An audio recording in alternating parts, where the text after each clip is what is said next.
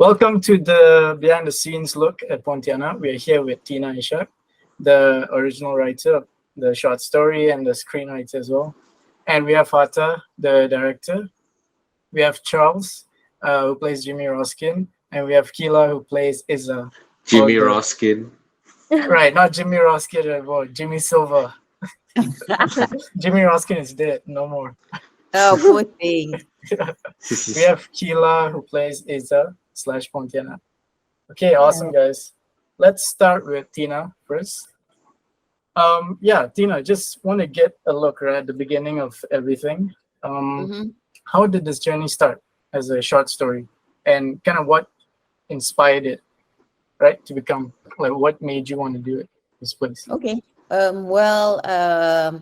I have been writing short stories for a while, and I don't usually write about Malaysian horror or even Malaysian too much Malaysian folklore because I feel that I don't know enough about it.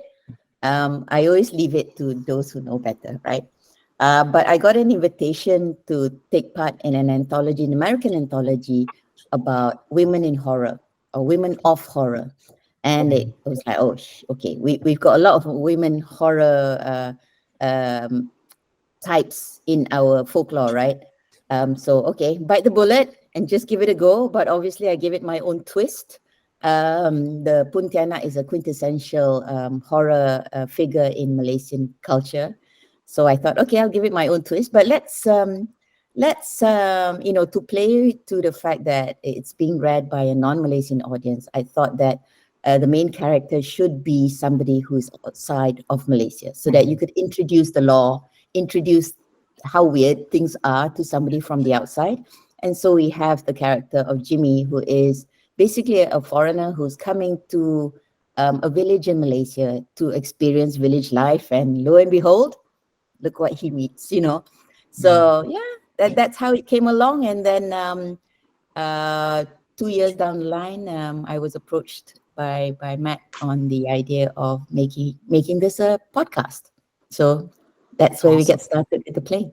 So how much of like the Pontianak law do you know before you started writing this? I think every Malay person would probably know about it. We grow up learning about the Pontianak and the Langsui and the pocong and all the orang minyak. We have all kinds of hantu laws in our culture. We know about it, but we don't know the background about it. So I had to read up about the background because I didn't want to go wrong by talking about some of the essential elements, right? But at the same time, I wanted to make it appealable to a non-Malaysian audience because it was like an introduction to the law to people who are not from Malaysia. So yeah, that's where I decided to go. That's awesome.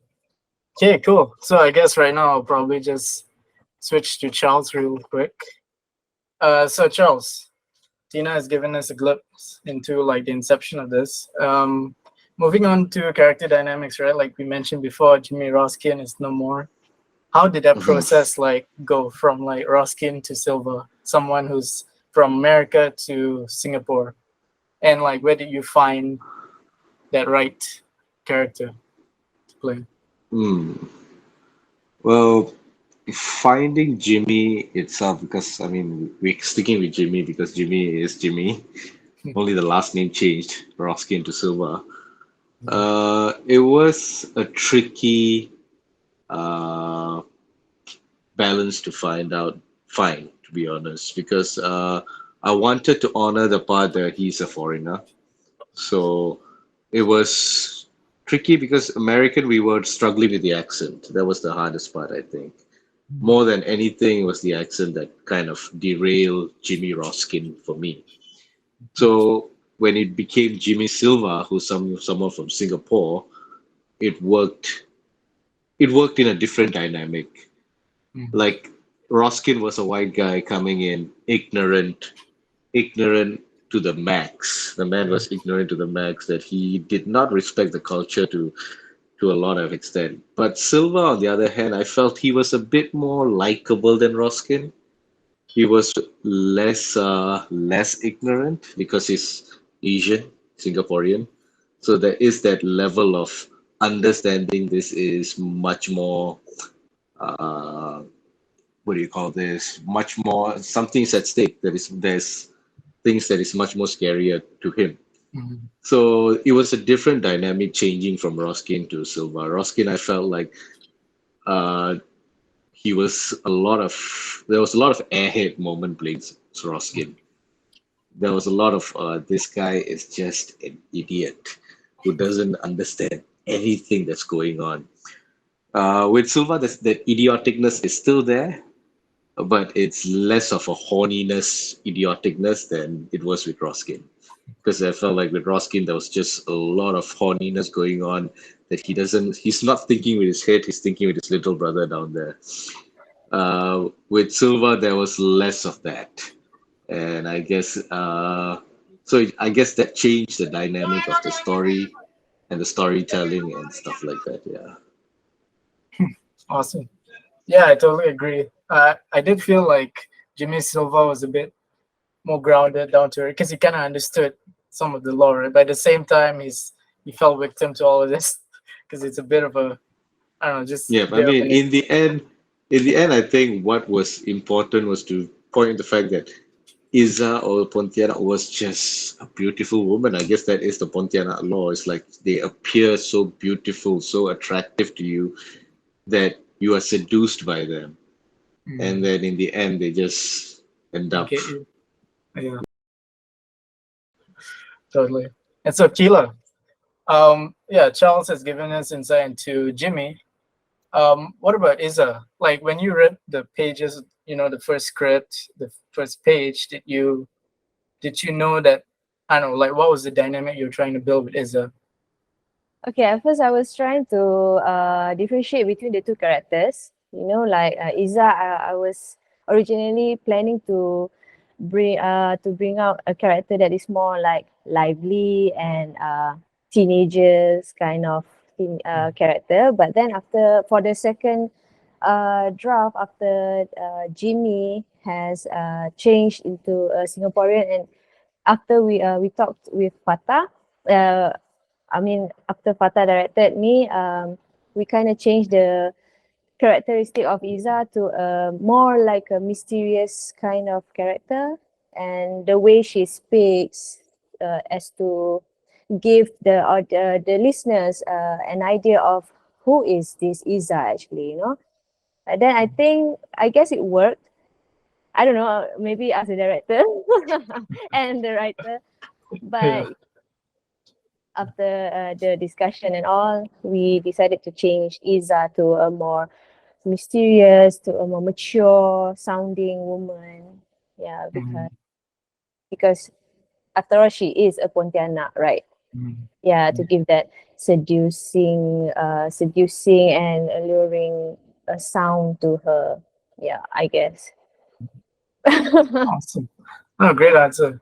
So in terms of like switching from Isa, who's this kind of like, I mean, she's acting, but she's acting as like this innocent girl who's just trying to get a Riza Jimmy, to switching to the Pontianak, just like Mhm. this totally different beast, right? Yeah, what was that like? Because you did a lot of different voices, right, for Pontianak. Yeah, that was exciting, to explore and to play with different kinds of voices and sounds. I haven't met. I don't want to, but yeah, to picture how a Pontianak sound like, that was a crazy experience that, because yeah, I don't want to, and I don't want to meet or encounter one. But after discussing with the director Fatah, and uh that's how a Pontianak sounded like. I don't know. It's enough to just watch the movies and just, yeah, that's it. Right? Yeah. Who wants to encounter one for research? No. Yeah, good. Right. So I guess we'll go to Fatah. Uh, yeah. So Fatah is the director, right? Is this the first audio series? The first audio series that you've done? Yeah, man. This is the So yeah, first what of the was the process series. like? What was it like for you? this is totally different things for me. I mean, the world is basically by the audio series is basically the world built by audio.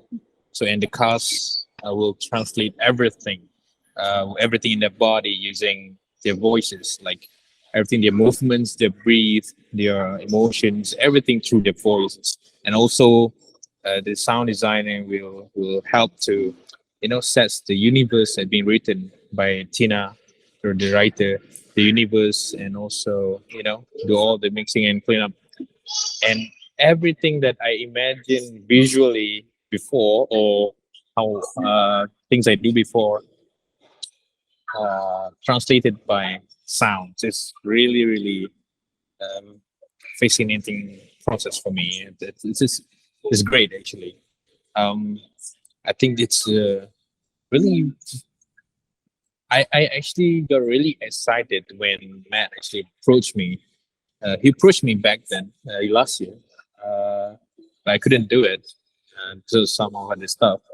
But this year, when I read Tina's script, I think, oh, it's Pontianak. Shit, I actually I have this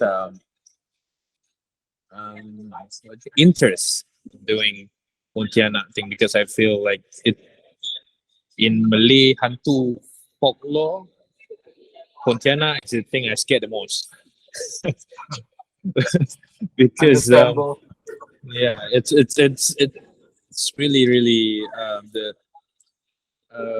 scary. I don't know, but to express that in other series and to experience it after re-listen to whatever we have gone through together, what we got on the recording, I think it's really convincing. I think I actually got some part that makes me, goosebumps, listening to it. So I think it's achieved. We achieved our goals there. Mhm. Totally. That's cool. So yeah, just following up with Tina real quick. Yeah, so your vision for the story, for the short story, and translating that into like a literal podcast, like a 2 episode podcast. And I know we went through different drafts, many different drafts. And yeah, what was it like to just break this down into an audio series from a short story, right? And just Yeah. make it into a 40-minute, like what was the process like? Oh wow. It was, as you mentioned, it was a lengthy process because the two mediums are so totally different. As Fatah mentioned, right? Doing something and having it translate into sound is so different from, in my head, I started off with a vision of it. And then when I wrote the story, it was to be translated into words. So the words I used needed to bring out the emotion. And now it needed to be changed into an audio form drama, right? And not just even a visual drama, an audio drama. So what was said and what was heard needs to translate the emotion and the feel and all that. And that was really tough. I can imagine the entire story was written in a short story form as a monologue, essentially, of Jimmy talking to himself, right? The character of Iza doesn't say anything. She's just a silent girl that smiles at him and reacts towards him. And he has these visions of her. She doesn't even say anything back. He has some conversation with Pak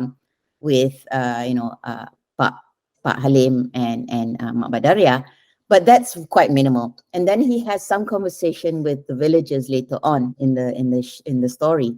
So the idea of breaking it down, that was tough.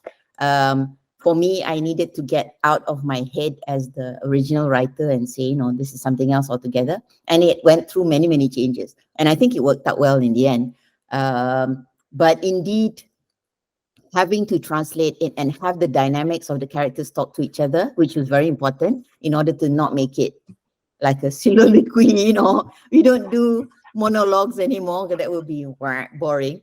So to have the interaction between each other and have moments where Iza or the Pontianak will start coming in, and the dynamics with the villagers, I think that was the essential huge change in the story. Although that did exist, but it remained in the background, because in the short story it was entirely first person point of view from part of Jimmy? Yeah. We initially like Iza didn't have any lines, and now she has her own dialogue and her own like feelings and stuff. So yeah, that brings me to Charles, right? Why do you think Jimmy was interested in Iza in the first place? Like, I know you mentioned like, oh, he's a bit of a horny idiot, right? But was there like, what do you hope to explore, I guess, in that dynamic there? I mean, coming back to it, I guess the dynamic really changed from Roskin to Silva. Like when I was approaching him as Roskin, it was purely physical. Like any other white man who come to Asia, it's very, very physical. It's like, oh, even in the lines before that, when he was white, it was always about the Asian girls just giving him the look, and for him, Iza was just he was entranced by Iza. But I think as Silva, he was genuinely attracted to her. I feel because there is less of that because he's an Asian.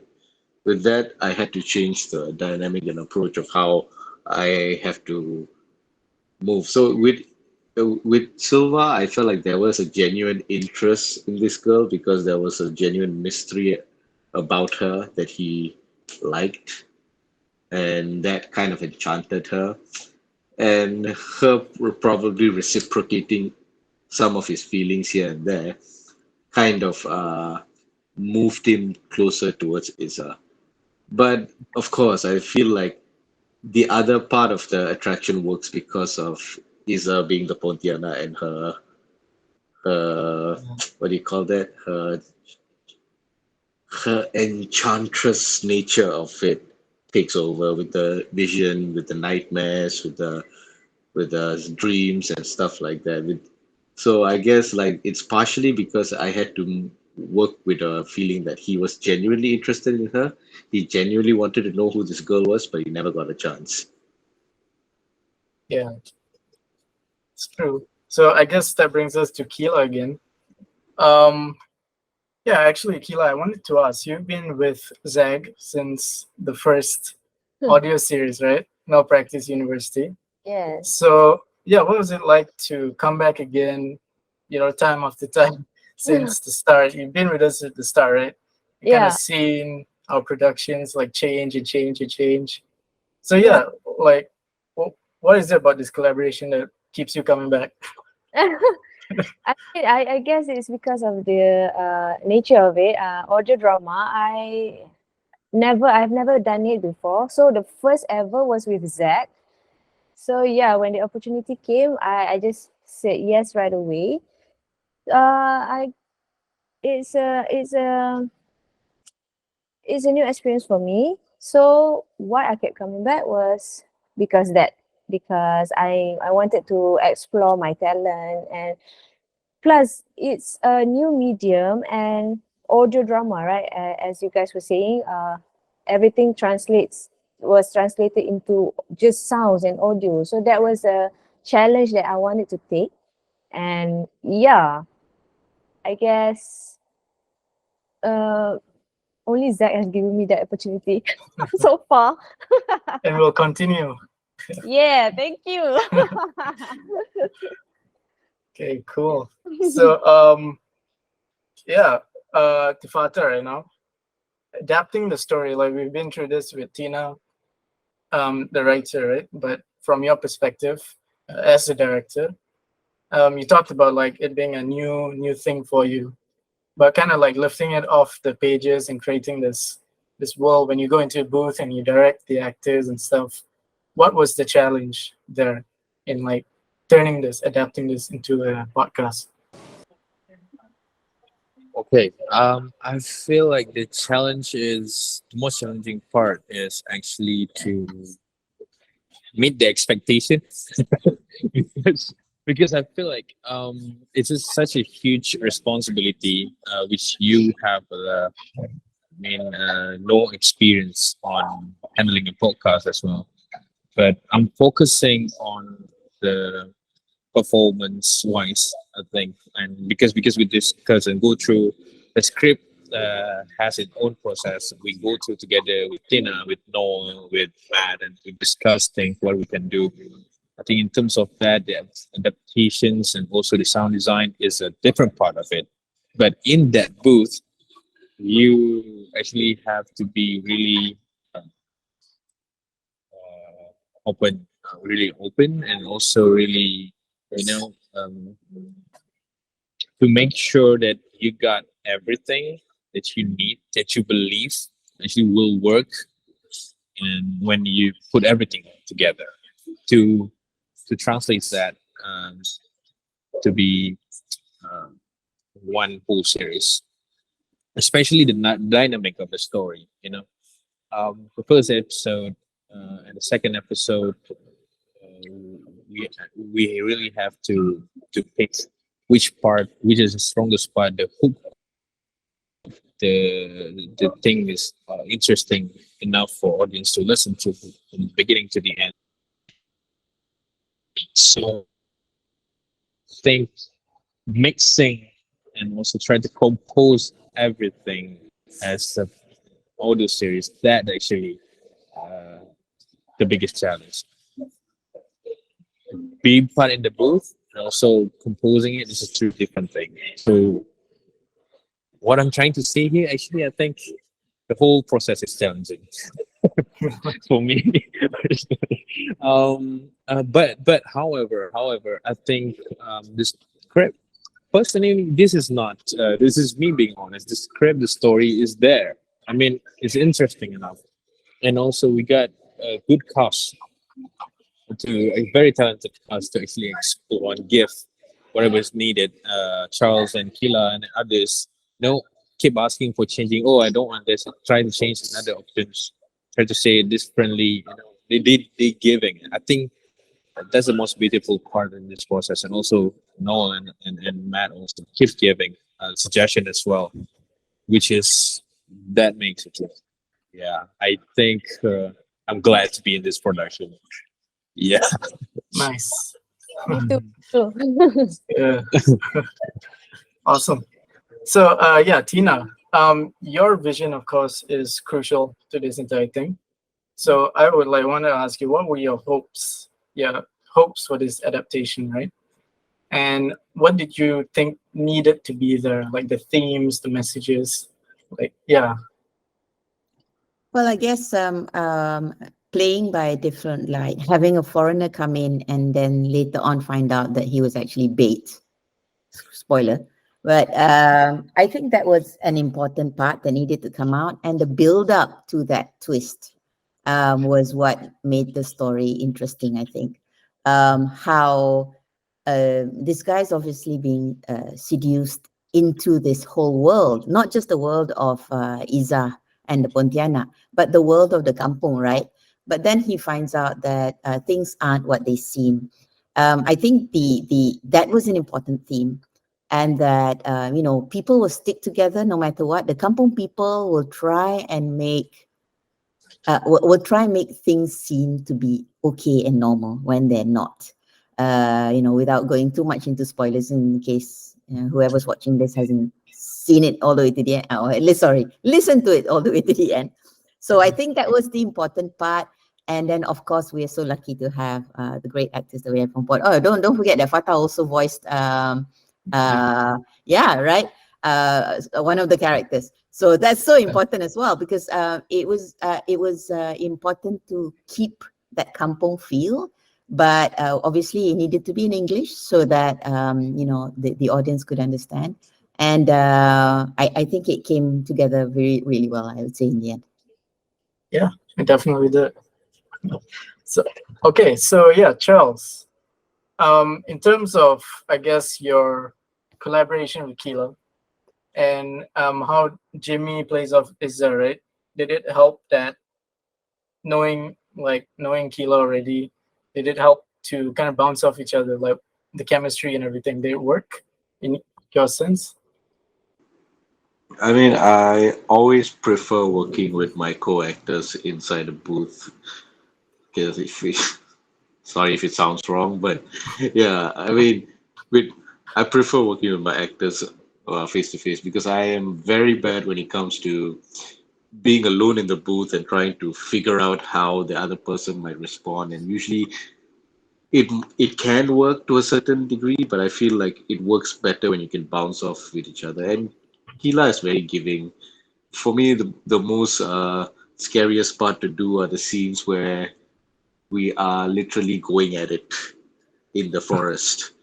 So that whole moment where you have to be the most sensual, the most vulnerable. So it's good that it's nice that Kila was giving enough for us to, feel comfortable enough to do those kind of scenes, because those kind of scenes are not easy to pull off. You can't just do it with anyone. Half of the time, it's very tough to ask someone to be that vulnerable in those kind of scenes. And your voice, especially when you're doing an audio, people can't see what you're doing, so you have to do it with your voice, where it sounds like whatever that's written, it's translating with our voice. So it definitely helped.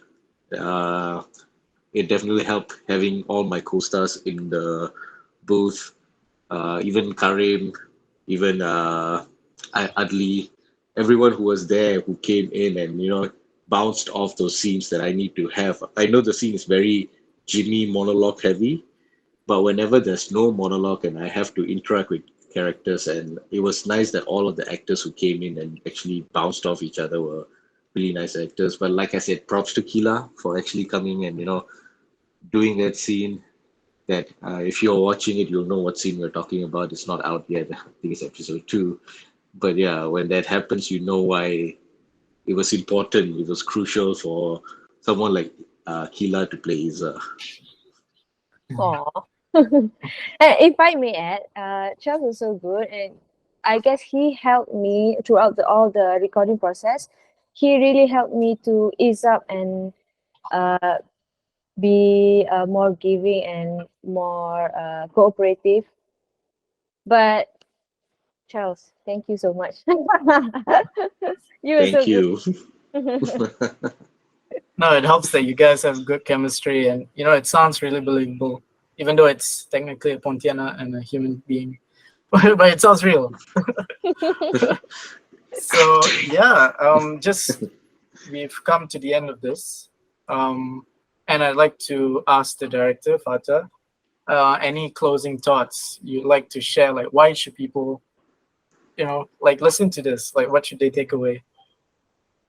I think everybody should watch, should listen to Pontianak Audio series, um, both episodes, um, to get the experience of this is because this is the different version of Pontianak lore that we used to hear or we used to listen, watch on TV or whatever people Pontianak and anything about it. I feel everybody has given the whole effort to make this happen. From the stories, the cast, the producers, and the whole team members, sound design. Everybody has completed each other as a team, and this would give you whole different experience that you wouldn't get it anywhere else in this world. So yeah, Cool. listen to it. Yeah, cool. Awesome. Thanks so much. Yeah, that brings us to the end of this online roundtable thingy that we're doing. Yeah, so Hopefully I we just can like, do it. yeah, Hopefully we can I don't know. I keep having this vision of having it make it short films or anything in the future. I don't know, Mm. but I have that Yeah. vision sort of day. But Mm. maybe someday. Yeah. No, I think it translate really well. Yeah. So yeah, once again, like, I'd just like to thank everyone here for participating in this, for just talking about the series. I think people who watch this, right, they don't normally get to see what it's like making a podcast, especially in Malaysia, right? So people with, I don't know, who want to do this, never experienced this, maybe they can get something out of this, and they can go out there and get a mic, start to do it themselves, right? Yeah.